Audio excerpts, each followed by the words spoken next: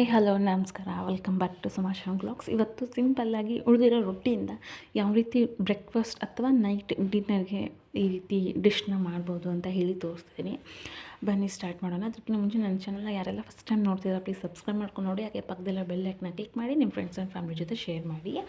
ಬನ್ನಿ ಇದನ್ನು ಮಾಡಲಿಕ್ಕೆ ಏನೇನು ಬೇಕು ಅಂತ ತೋರಿಸ್ತೀನಿ. ಮಿಕ್ಕಿರುತ್ತಲ್ವ ರೊಟ್ಟಿ, ನೈಟು ಉಳಿದಿರೋದು ಅಥವಾ ಜಾಸ್ತಿ ಉಳಿದಿರೋದು, ಎಷ್ಟೇ ಕಡಿಮೆ ಮಾಡಿದ್ರು ಉಳಿದಿರುತ್ತಲ್ವ, ಸೊ ಆ ರೊಟ್ಟಿನ ಈ ರೀತಿ ಕಟ್ ಮಾಡಿ ಇಟ್ಕೊಂಡಿದ್ದೀನಿ. ಒಂದು 2 ಈರುಳ್ಳಿ, ಒಂದು ಹಸಿಮೆಣ್ಸಿನ್ಕಾಯಿ, ಖಾರಕ್ಕೆ ತಕ್ಕಂಥ ಹಸಿಮೆಣ್ಸಿನ್ಕಾಯಿ, ಕರಿಬೇವು ಹಾಗೆ ಟೊಮ್ಯಾಟೋನ ತೊಗೊಂಡಿದ್ದೀನಿ. ನಾರ್ಮಲ್ ಒಗ್ಗರಣೆ ಯಾವ ರೀತಿ ಮಾಡ್ತೀವಲ್ವ, ಸೊ ಅದೇ ರೀತಿ ಇರುತ್ತೆ, ತುಂಬ ಸಿಂಪಲ್ಲಾಗಿರುತ್ತೆ. ಇದನ್ನು ಮಾಡಲಿಕ್ಕೆ ಸ್ಟವ್ ಮೇಲೆ ಒಂದು ಪಾತ್ರೆನ ಇಟ್ಕೊಂಡಿದ್ದೀನಿ.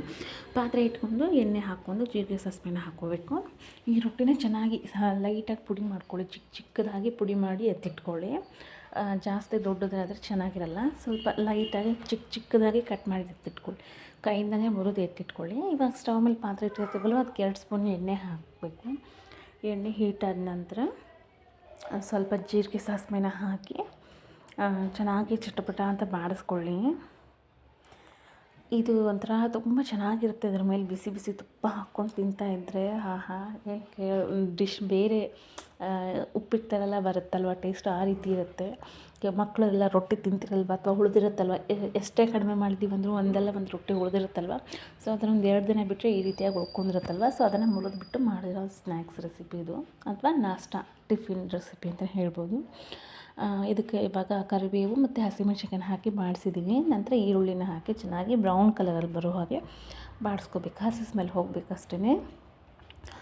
ಇದು ಮಕ್ಕಳಿಗೆ ಲಂಚ್ ಬಾಕ್ಸ್ಗೆ ಹಾಕಕ್ಕೆ ಹೋಗಬೇಡಿ, ಆರಿಂದ ಚೆನ್ನಾಗಿರಲ್ಲ. ಬಿಸಿ ಬಿಸಿಯಾಗಿ ತಿಂತಾಯಿರಿ, ಸರ್ವ್ ಮಾಡಿ, ತುಂಬ ಚೆನ್ನಾಗಿರುತ್ತೆ, ಟೇಸ್ಟಿಯಾಗಿರುತ್ತೆ. ನಾಷ್ಟಕ್ಕೆ ಏನು ಮಾಡಬೇಕು ಅಂತ ತಲೆ ಹೊಳಿದಿರುವಾಗ ಈ ರೀತಿ ರೊಟ್ಟಿ ಇದ್ದರೆ ಈ ರೀತಿ ಸ್ನ್ಯಾಕ್ಸ್ ಮಾಡ್ಕೊಳ್ಳಿ. ಈರುಳ್ಳಿ ಚೆನ್ನಾಗಿ ಬಾಡಿದ ನಂತರ ಅದಕ್ಕೆ ಟೊಮ್ಯಾಟೋನ ಸೇರಿಸ್ತಿದ್ದೀನಿ. ಟೊಮ್ಯಾಟೋನ ಸೇರಿಸಿ ಚೆನ್ನಾಗಿ ಎಣ್ಣೆಲೆ ಬೆನೆಯಲಿಕ್ಕೆ ಬಿಡಿ. ಅದನ್ನು ನೋಡಿ ಈ ರೀತಿ ಬೆನಿಬೇಕು, ಅದು ಎಣ್ಣೆಲೆ ಟೊಮ್ಯಾಟೋನು.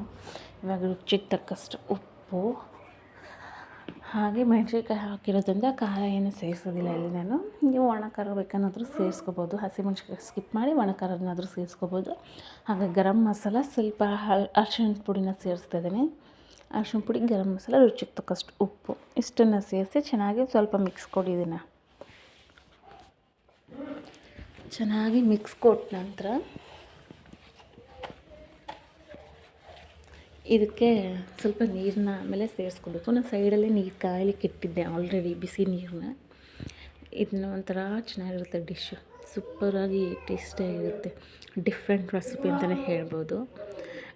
ನೋಡಿ ಇವಾಗ ಕಾದಿರೋಂಥ ನೀರನ್ನ ಇದಕ್ಕೆ ಸೇರಿಸ್ತಿದ್ದೀನಿ. ನೀವು ಹಾಗೆ ತಣ್ಣೀರನ್ನ ಸಹ ಸೇರಿಸಿ ಕುದಿಲಿಕ್ಕೆ ಇಡ್ಬೋದು ನೀವು. ನಾನು ನೀರನ್ನ ಕಾಯ್ಲಿಕ್ಕೆ ಇಟ್ಟಿದ್ದೆ ಆಲ್ರೆಡಿ. ಮಕ್ಕಳು ತಿಂತಿರೋದಲ್ವ ರೊಟ್ಟಿ ಉಳಿದಿರುವಾಗ, ಸೊ ಈ ರೀತಿ ಮಾಡ್ಕೊಳ್ಳಿ, ತುಂಬ ಇಷ್ಟಪಟ್ಟು ತಿಂತಾರೆ, ಕೇಳಿ ಮಾಡಿಸ್ಕೊಂಡು ತಿಂತಾರೆ. ನೋಡಿ ನೀರು ಕಾದಿತ್ತಲ್ವ ಆಲ್ರೆಡಿ ಇಲ್ಲಿ, ಮತ್ತು ಬಾಯ್ಲ್ ಬರಲು ಸ್ಟಾರ್ಟ್ ಆದಮೇಲೆ ಸ್ವಲ್ಪ ರುಚಿಗೆ ಅಂತ ಹೇಳಿ ಸ್ವಲ್ಪ ಬೆಲ್ಲನ ಹಾಕಿದ್ದೀನಿ. ನೀವು ನಿಂಬೆಹಣ್ಣು ಸಹ ಸೇರಿಸ್ಕೋಬೋದು. ಮಿಕ್ಸ್ ಕೊಟ್ಟ ನಂತರ ಈ ರೊಟ್ಟಿನ ಪುಡಿ ಮಾಡಿ ಇಟ್ಕೊಂಡಿರ್ತೀವಲ್ವ, ಸೊ ಅದನ್ನು ಸೇರಿಸ್ಕೊಳ್ಳಿ. ನೀರು ಕ್ವಾಂಟಿಟಿನ ನೋಡ್ಕೊಳ್ಳಿ. ಇದು ಚೆನ್ನಾಗಿ ನೀರಲ್ಲಿ ಬೆನಿಬೇಕು, ಸ್ವಲ್ಪ ನೀರು ಜಾಸ್ತಿನೇ ಇರಲಿ. ನೀರಲ್ಲಿ ರೊಟ್ಟಿ ಹಾಕಿದ ನಂತರ ಇವಾಗ ಅದನ್ನು ಕ್ಲೋಸ್ ಮಾಡಿ ಒಂದು 20 ನಿಮಿಷ, 15ರಿಂದ 20 ನಿಮಿಷ ಬೆನೆಸ್ಕೊಳ್ಳಿ. ಚೆನ್ನಾಗಿರುತ್ತೆ ನೋಡಿ, ಈ ರೀತಿ ಸ್ಮೂತ್ ಡಿಶ್ಶಾಗಿ ಬರಬೇಕು ಅದು ಡಿಶ್ಶು, ಅಂದರೆ ಚೆನ್ನಾಗಿರುತ್ತೆ. ತುಂಬ ಸಾಫ್ಟಾಗಿ ಬೆನಿಬೇಕು, ಅದು ಬಾಯಲ್ಲಿ ತಿನ್ನುವಾಗ ರೊಟ್ಟಿ ಎಲ್ಲ ಬರಬಾರ್ದು. ಸೊ ಅಷ್ಟು ಚೆನ್ನಾಗಿ ಬೆನೆಸ್ಕೊಂಡ್ರೆ ಮಕ್ಕಳು ಸಹ ಇಷ್ಟಪಡ್ತಾರೆ. ನೋಡಿ ಸರ್ವ್ ಮಾಡ್ತಿದ್ದೀನಿ, ಅದ್ರ ಮೇಲೆ ತುಪ್ಪ ಹಾಕಿ ನಾನು ಚಿಕ್ಕ ಮಗಳಿಗೆ ತಿನ್ನಿಸ್ತಿದ್ದೀನಿ. ತುಂಬ ರುಚಿಯಾಗಿರುತ್ತೆ, ಮಕ್ಕಳು ಸಹ ತುಂಬ ಇಷ್ಟಪಟ್ಟು ತಿಂತಾರೆ, ಮನೆಯಲ್ಲೂ ದೊಡ್ಡವರು ಸಹ ಇಷ್ಟಪಟ್ಟು ತಿಂತಾರೆ. ನೋಡಿ ಚೆನ್ನಾಗಿದೆಯಲ್ವ ರೆಸಿಪಿ, ಹೇಗೆ ಅನ್ನಿಸ್ತು ಅಂತ ಕಮೆಂಟ್ ಬಾಕ್ಸಲ್ಲಿ ತಪ್ಪದೆ ತಿಳಿಸಿ. ಹಾಗೆ ನಿಮ್ಮ ಫ್ರೆಂಡ್ಸ್ ಆ್ಯಂಡ್ ಫ್ಯಾಮಿಲಿ ಜೊತೆ ವೀಡಿಯೋ ಶೇರ್ ಮಾಡಿ. ವೀಡಿಯೋ ಬಗ್ಗೆ ಅನಿಸಿಕೆನ ಕಮೆಂಟಲ್ಲಿ ಮರೀದೇ ತಿಳಿಸಿ. Thanks for watching our videos. Bye all.